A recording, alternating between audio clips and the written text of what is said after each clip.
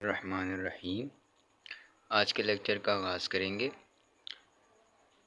जैसा कि आप लोग जानते हैं कि हम एफएससी पार्ट 2 की मैथमेटिक्स का यूनिट नंबर 7 डिस्कस कर रहे हैं और इससे पहले हम 7.1 और 2 एक्सरसाइज डिस्कस कर चुके हैं। आज हम 7.3 एक्सरसाइज को डिस्कस करेंगे और उस एक्सरसाइज को करने से पहले कुछ मेन टॉपिक्स और प्रूफ जो हैं वो हम देखेंगे। तो सबसे पहले यहाँ पे आप देखिए, जो टॉपिक दिया गया है वो है scalar product over dot product. तो इसके लिए एक सिंपल सी चीज़ है, बहुत आसान सी चीज़ है, वो आप याद रखें कि जब भी दो वेक्टर्स हों आपके पास, यानी दो वेक्टर हों, उनका आप प्रोडक्ट लें या उनको आपस में मल्टीप्लाई करें और आंसर कोई स्केलर क्वांटिटी आ जाए। ठीक है जी, यानी आपके पास दो वेक्टर क्वांटिटीज़ होंगी और आंसर उनका, जब आप उनको मल्टीप्लाई करेंगे, उनका प्रोडक्ट लेंगे, तो आंसर उसका एक स्केलर क्वांटिटी आएगा। तो उसी को हम बोलते हैं scalar product over dot product. चूँकि इसको हम जैसे ये ए है और ये बी है, तो ये आपके पास ए एक वेक्टर है, ये बी दूसरा वेक्टर है। तो जब स्केलर प्रोडक्ट को डिनोट करते हैं तो डॉट से करते हैं, तो इसी वजह से इसको डॉट प्रोडक्ट भी कहा जाता है। तो अब इसकी डेफिनेशन को देखते हैं। A scalar product of a vector, यानी स्केलर प्रोडक्ट वेक्टर्स का, जैसे A and B is the product, यानी दो वेक्टर्स हैं ए और बी, इनका स्केलर प्रोडक्ट लेंगे तो वो किसके इक्वल आता है? ए का मैग्नीट्यूड बी का मैग्नीट्यूड कोस थीटा के इक्वल, जबकि where theta is the angle between the vectors A and B. जो ये थीटा है ये इस ए और बी वेक्टर के दरमियान एंगल है। अब यहाँ पे हम ये देखते हैं कि आखिर यहाँ पे ए का मैग्नीट्यूड बी का मैग्नीट्यूड और कोस थीटा जो है वो कैसे आए हैं और इसको लिखने की वजह क्या है। तो यहाँ पे आप देखिए कि ये ए आपके पास एक वेक्टर है जो मैंने यहाँ पे ड्रॉ किया है, और ये बी आपके पास दूसरा वेक्टर है, और ये दोनों आपस में एक एंगल बना रहे हैं जिसको मैंने नाम दिया है थीटा का। अब आप ये देखें कि ये जो बी वेक्टर है ये ए की डायरेक्शन में नहीं है। ठीक है, तो हम क्या करते हैं कि हम मैग्नीट्यूड लेते हैं फर्स्ट वेक्टर का और मैग्नीट्यूड लेते हैं सेकंड वेक्टर का, लेकिन सेकंड वेक्टर का मैग्नीट्यूड उसके उस कंपोनेंट का लेना है जो फर्स्ट वेक्टर की डायरेक्शन में यानी उसके पैरेलल हो। ठीक है, इन जिस डायरेक्शन में पहला वेक्टर है उसकी डायरेक्शन में बी वेक्टर का कोई कंपोनेंट अगर होगा तो वो लेंगे। इसी को हम प्रोजेक्शन बी कहते हैं, यानी ये जो प्रोजेक्शन ऑफ बी ऑन ए। तो यहाँ तक ये आपके पास होगा। इसको ज़रा और डिटेल के साथ समझिए। ये देखें, ये बी वाले का कंपोनेंट है वाई। ठीक है, ये बी वाले का वाई कंपोनेंट है, और ये वाला जो है ये बी का एक्स कंपोनेंट है। ठीक है, और ये ए जो है वेक्टर ये भी इस एक्स कंपोनेंट में है, यानी ये जो बी एक्स है ये किसकी डायरेक्शन में पड़ा हुआ है? ए की डायरेक्शन में। तो हम पूरे बी का मैग्नीट्यूड नहीं लेंगे बल्कि उस कंपोनेंट का मैग्नीट्यूड लेंगे, और फिर हम ये जानते हैं कि जो परपेंडिकुलर होता है उसके साथ साइन थीटा आता है, और जो बेस होता है उसके साथ क्या आता है? कोस थीटा आता है। तो इसीलिए यहाँ पे हमने कोस थीटा को यूज़ किया है। तो आप इसको कैसे लिखेंगे? यानी ये जो दो चीज़ें आई हैं, ए का मैग्नीट्यूड और बी के उस कंपोनेंट का मैग्नीट्यूड जो ए की डायरेक्शन में है। ठीक है, तो इसको ऐसे लिखेंगे, magnitude of first vector, magnitude of first vector जो आपके पास ए है, और दूसरा magnitude of component of second vector in the direction of first vector. यानी आपने मैग्नीट्यूड लेना है सेकंड वेक्टर के उस कंपोनेंट का जो फर्स्ट वेक्टर की डायरेक्शन में है। ठीक है, इसी को हम projection of B on A B कहते हैं। ठीक है, और चूंकि परपेंडिकुलर जो होता है उसके साथ हमारे पास साइन थीटा लगता है और बेस के पास हमारे जो है वो कोस थीटा लगता है, तो ये एक्स कंपोनेंट जो है ये बेस के ऊपर है, तो इसी वजह से यहाँ पे बी कोस थीटा आ गया। अब यहाँ पे हम एक प्रूफ करेंगे, आपकी बुक के अंदर एक प्रूफ दिया गया है कि show that the scalar product is commutative. आपने ये बताना है कि जो स्केलर प्रोडक्ट है क्या ये कम्यूटेटिव हो सकता है, यानी अगर ए डॉट बी है, यानी आप दो वेक्टर्स का स्केलर प्रोडक्ट ले रहे हैं, तो क्या आप इनकी पोजीशन चेंज, अगर आप इनकी पोजीशन चेंज करते हैं तो क्या इनका आंसर सेम निकलता है, यानी A dot B is equal to B dot A हो सकता है। तो आइए इसको ज़रा हम प्रूव करते हैं। तो ए डॉट बी तो हमें पता है, जैसे हमने यहाँ पे देखा था कि वो ए का मैग्नीट्यूड और बी के उस कंपोनेंट का मैग्नीट्यूड जो फर्स्ट वेक्टर की डायरेक्शन में है उसके साथ कोस थीटा। ठीक है, तो अब हम देखेंगे बी डॉट ए। तो हम क्या लेंगे, सबसे पहले बी वाले का मैग्नीट्यूड, और अब हमने क्या करना है कि ए का भी मैग्नीट्यूड लेना है, साथ में वो उसी तरह हमारे पास कोस आ जाएगा। लेकिन यहाँ पे ज़रा आप इसको समझने से पहले यहाँ पे ज़रा गौर करें कि ये आपके पास ए वेक्टर था, ये आपके पास बी वेक्टर है, और ये इसका कंपोनेंट है बी वाई। ठीक है, तो पहले जो एंगल था वो ए से बी की तरफ था, क्योंकि पहले जो ए की पोजीशन थी वो पहले थी यहाँ पे और बी बाद में था। तो अब यहाँ पे चूंकि इनकी पोजीशन चेंज होने की वजह से एंगल चेंज हो जाएगा। एंगल की जो रोटेशन है वो इस बी से इस ए की तरफ हो जाएगी, यहाँ पे मैंने शो किया हुआ है, इस बी से ए की तरफ होगी, यानी ये एंगल अब यहाँ से इस तरफ नहीं बनेगा, बी की तरफ नहीं बनेगा, बल्कि बी से शुरू होगा।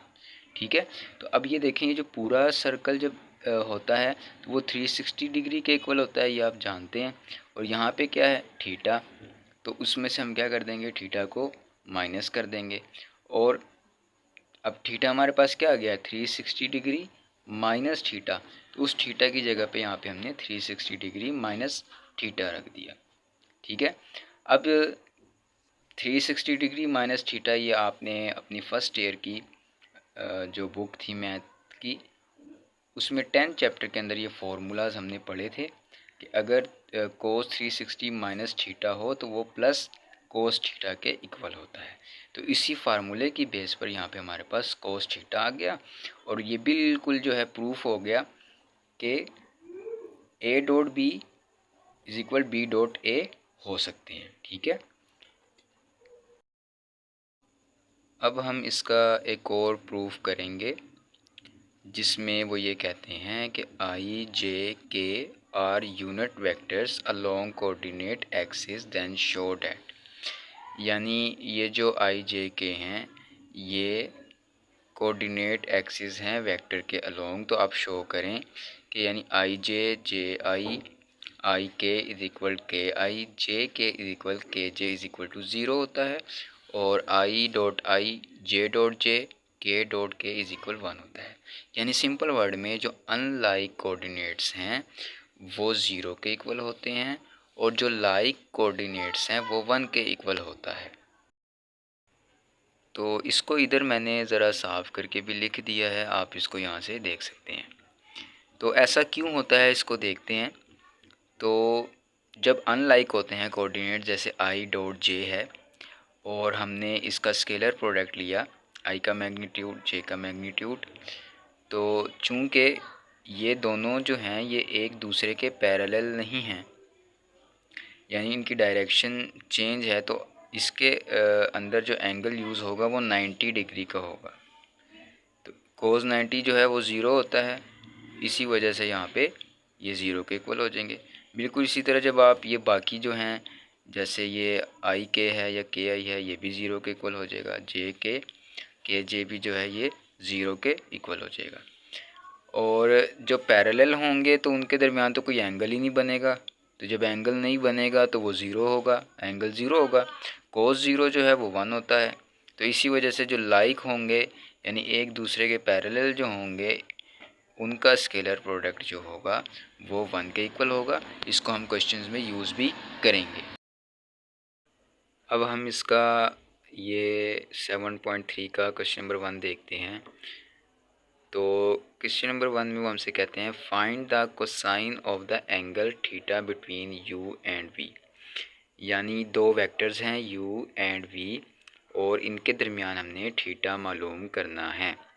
तो u जो वेक्टर दिया गया है वो है 3i प्लस जे माइनस के और जो v दिया गया है वो है 2i माइनस जे प्लस के। तो यहाँ पे इसके लिए फॉर्मूला है कोस theta is equal u dot product of v by u का मैग्नीट्यूड v का मैग्नीट्यूड। अब ये फार्मूला कैसे आया है तो ज़रा यहाँ पे गौर करें। ये हमारे पास क्या था a dot b is equal a का मैग्नीट्यूड b का मैग्नीट्यूड कोस थीटा। तो जब हमने थीटा एंगल निकालना है तो कोस थीटा को इधर ही रहने दें और ये a मैग्नीट्यूड b मैग्नीट्यूड को नीचे ला के डिवाइड कर दें। तो यहाँ पे सिंपल हमारे पास रह जाएगा कोस थीटा। तो इस तरीके से ये फार्मूला इसका आया है। ठीक है, एक दफ़ा फिर गौर कर लें कि जैसे ये यहाँ पे a dot b is equal a magnitude b magnitude cos theta होता है तो कोस थीटा को इधर ही रहने दें और इन दोनों को उठा के नीचे यहाँ पे डिवाइड कर दें। तो ये किसके इक्वल आ जाएगा cos theta is equal to a dot b by a का मैग्नीट्यूड b का मैग्नीट्यूड। तो यहाँ पे a b नहीं है, यहाँ पे u और v है तो उसकी जगह u v लिख दें आप। अब बिल्कुल बस वहाँ पे वैल्यू पुट कर दें। u की जगह पे u का वेक्टर लिखें, v की जगह पे v का वेक्टर लिखें और नीचे इनका मैग्नीट्यूड। तो मैग्नीट्यूड लेने का तरीका तो हमें आता है, कैसे लेते हैं कि जितनी टर्म्स हैं उनका स्क्वायर लेके अंडर रूट ले लेना है नीचे आपने। ठीक है, और ऊपर हमने डॉट प्रोडक्ट लेना है। अब डॉट प्रोडक्ट में क्या होता है कि ये 3i और 2i जो हैं ये दोनों लाइक हैं, एक जैसे हैं। ठीक है, तो ये दोनों आपस में मल्टीप्लाई होंगे और 3i जे इसी तरह 3i और k ये दोनों अनलाइक हैं। ठीक है, तो ये दोनों जब आपस में मल्टीप्लाई होंगे तो ये क्या हो जाएंगे, ज़ीरो हो जाएंगे। अभी हमने ये प्रूफ के अंदर पढ़ा है। इसी तरह j जो है वो j के साथ मल्टीप्लाई होगा और जब बाकियों के साथ होगा तो वो ज़ीरो हो जाएगा। k जो है वो k के साथ मल्टीप्लाई होगा तो 1 आएगा और बाकियों के साथ जब मल्टीप्लाई होगा तो ज़ीरो हो जाएगा। तो बिल्कुल इसी तरह से 3i मल्टीप्लाई 2 हो जाएगा यानी 3 2i और j साथ नहीं लिखना। ठीक है, इसी तरह j जो है ये 1 है, यहाँ भी j 1 है माइनस का, ये प्लस का 1 है, ये माइनस का 1 है तो 1 मल्टीप्लाई 1 हो जाएगा और साथ में ऐड भी करते जाना है।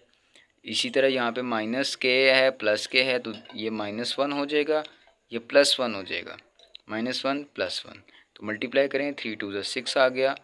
1 को 1 के साथ जब मल्टीप्लाई करेंगे ये भी -1 और ये भी -1। नीचे इन दोनों को सिंप्लीफिकेशन करेंगे जब तो ये 3 का स्क्वायर 9 आ जाएगा, 1 का स्क्वायर 1 होता है और -1 का स्क्वायर भी 1 होता है। 2 का स्क्वायर जो है वो 4, -1 का स्क्वायर 1 एंड +1 का स्क्वायर इज इक्वल टू 1।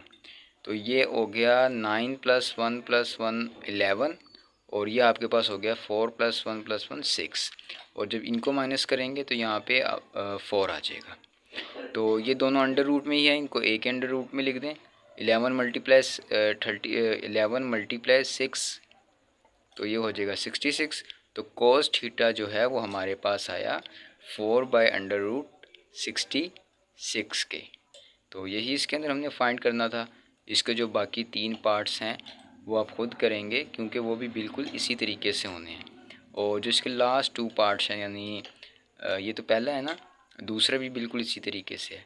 जो तीसरा और चौथा है उसमें आई जे के नहीं लिखा हुआ, ब्रैकेट्स लगाई गई हैं तो वहाँ पे आपने पहले आई जे के लगाना है और उसके बाद उसको सॉल्व करना है। तो आज के लिए इतना ही काफ़ी है। इंशाल्लाह क्वेश्चन नंबर 2 से नेक्स्ट लेक्चर में शुरू करेंगे और आपसे ये गुजारिश भी है कि हमारे चैनल को सब्सक्राइब भी करें ताकि आपको बाकी वीडियो भी मिल सके। बहुत बहुत शुक्रिया। अल्लाह हाफिज़।